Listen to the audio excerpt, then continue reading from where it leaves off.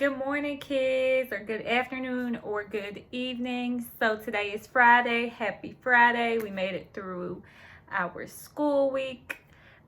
Today we're just going to go through a little practice test of what we've been working on. So I'm just going to read it with you guys, and we're going to go through it together. Today, this will be the only video, and there is still going to be a challenge question. So stay tuned. It's not coming at the end of the video this time. Working on page 74 through 78 of your work packet. The link is in the bio below, the description below for you to pull up. So the title of this text is the rise and fall of three African kingdoms.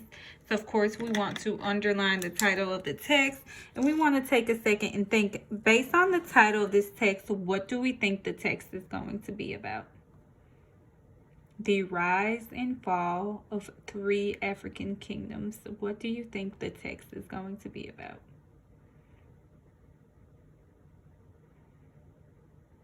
Okay, so let's see if you're right. All right. During the Middle Ages, three powerful kingdoms rose in West Africa. As a result of trade links across the Sahara, each kingdom became wealthy and powerful. Each kingdom also developed a vibrant culture from the exchange of new ideas. The Kingdom of Ghana. The Soninke people founded ancient Ghana in about 300 CE. The kingdom lay within the borders of what is now Mauritania, Mali, and Senegal. From the 700s to the 1200s, Ghana was a thriving center for trade. Merchants flocked to the capital city of Kumbi-Sali. There they traded salt, swords, books, horses, and other goods for gold from Ghana's carefully hidden gold mines. Muslim traders from North Africa introduced Islam to ancient Ghana. They also brought new ideas about mathematics, science, and architecture. For centuries, merchants from across Africa came to Kumbi-Sala to trade horses and other goods for gold. Kings in Ghana helped the kingdom prosper. They controlled the gold trade and introduced a system of taxation. They taxed merchants for what they brought in and took out of the kingdom. The kings also founded an army that kept the merchants safe and protected the kingdom from invaders. Ghana's empire reached its peak in the 11th century.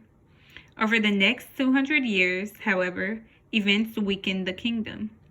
North African raiders repeatedly invaded Ghana.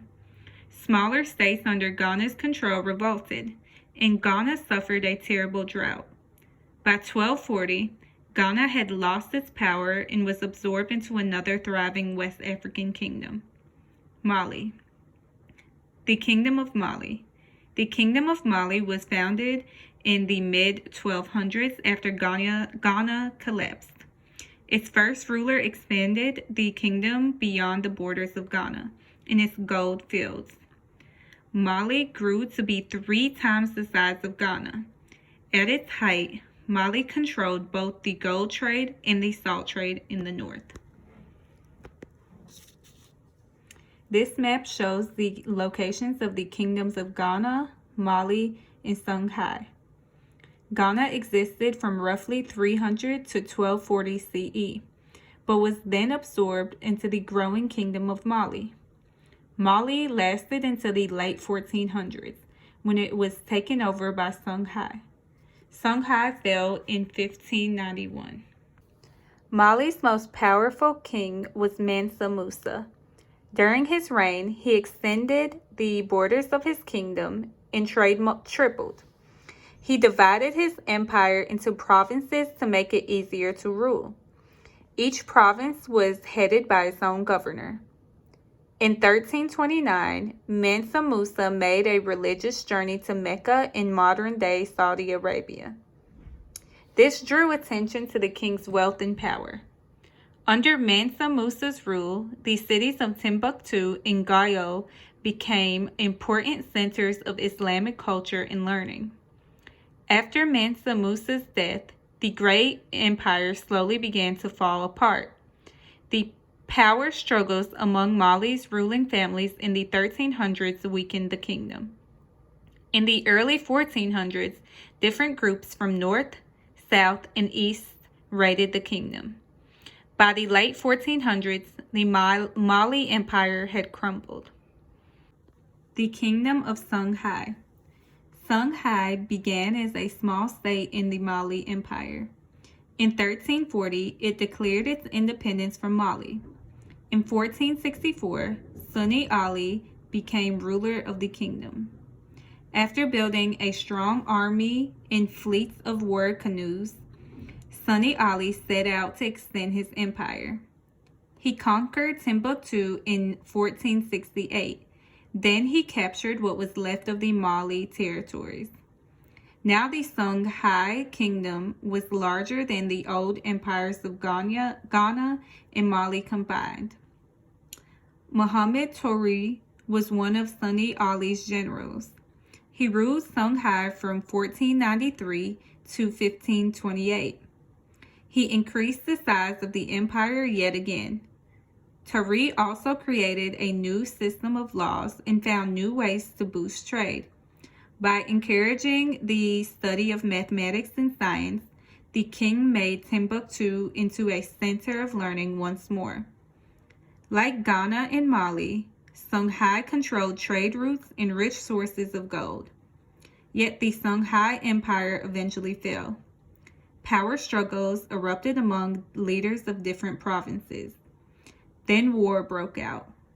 Finally, Moroccan soldiers with guns invaded Songhai in 1591, defeating Songhai troops armed with swords, spears, bows, and arrows. The provinces were split up into small states, bringing the mighty Songhai Empire to an end. This is an image of Mansa Musa, the most powerful king of Mali. It comes from a map made in 1375. His crown and staff represent his royal power, and the golden nugget he holds indicates his great wealth. This is actually said to be the richest man in the world. All right, question number 1. It has a part A and a part B, okay? Which of the following best explains why the Kingdom of Mali eventually fell apart? Is it A, because it lacks safe trade routes for merchants? B, it failed to hide the location of its gold mines? C, it was weakened by attacks from outside its borders? Or D, it was split up into smaller provinces ruled by governors? So they're asking me specifically about the Kingdom of Mali. So I need to flip to that section in my text. What's going to help me flip to that section and know where it is easier is the heading. So I'm going straight to the Kingdom of Mali, and I'm going to reread this section so I can figure out the answer. So let me put it up for you to reread this section as well. All right. The Kingdom of Mali. The Kingdom of Mali was founded in the mid-1200s, okay? Its ruler expanding the kingdom beyond the borders of Ghana, okay?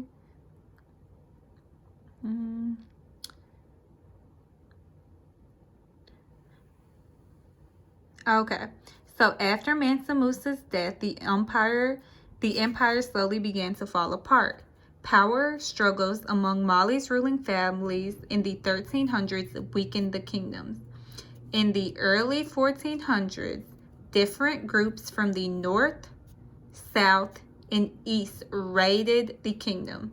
By the late 1400s, the Mali Empire had crumbled. So different groups from different parts of the country or around Mali ended up raiding them. So let's see if I can find an answer like that. So A, it lacked safe trade routes for the merchants. No, there was nothing about that. B, it failed to hide the location of its gold mines. The text did not say that.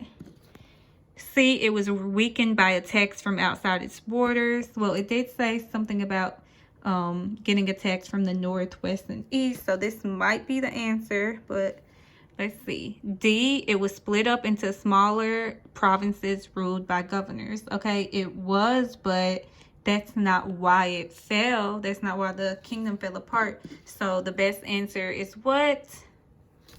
C, it was weakened by attacks from outside its borders. I had to look back in the text to answer that question. In part B, choose the sentence that best supports the answer to part A. A, its first ruler expanded the kingdom beyond the borders of Ghana in its gold field. Does that have to do with it being attacked from outside its borders? No. So let me X this out. B, at its height, Mali controlled both the gold trade and the salt trade in the north. Does that have anything to do with being weakened by attacks from outside its borders? No.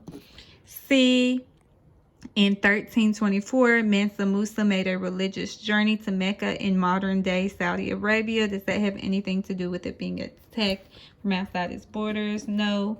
And D, in the early 1400s, different groups from the north, south, and east raided the kingdom. Does that have to do with it being weakened by attacks from outside its borders? Yes. So D is the best answer. And guess what time it is?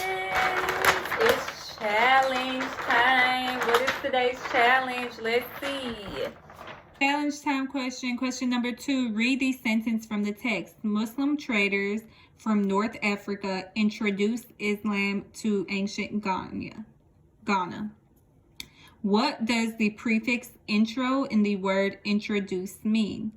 So what does the prefix, and we just worked on prefixes yesterday, the prefix intro in the word introduce mean? Does it mean A, to say A, to the inside, B, away from, C, yet again, or D, in between?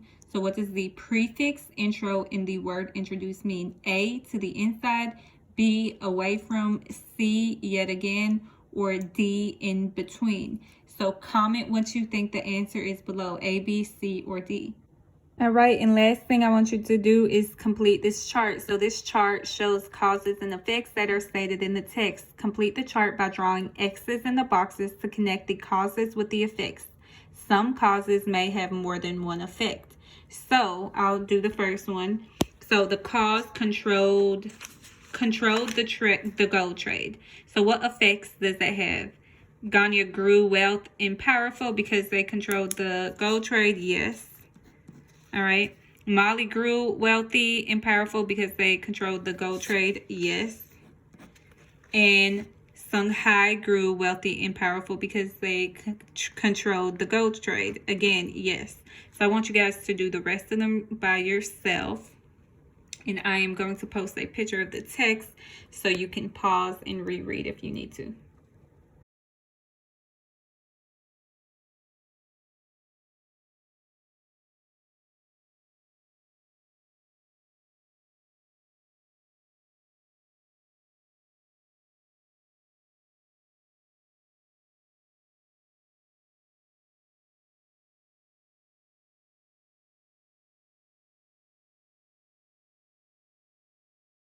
All right, and this is what your answers should be. So double check your answers, make sure you got them correct. If you have any questions, ask below. All right, kids, so we made it through our first week. You have tomorrow and Sunday off, and I have it off as well. Starting Monday, we'll be right back to the learning. So I am also drawing my name tomorrow. So stay tuned, keep checking in so you can see who ended up winning the pizza or if you're the winner.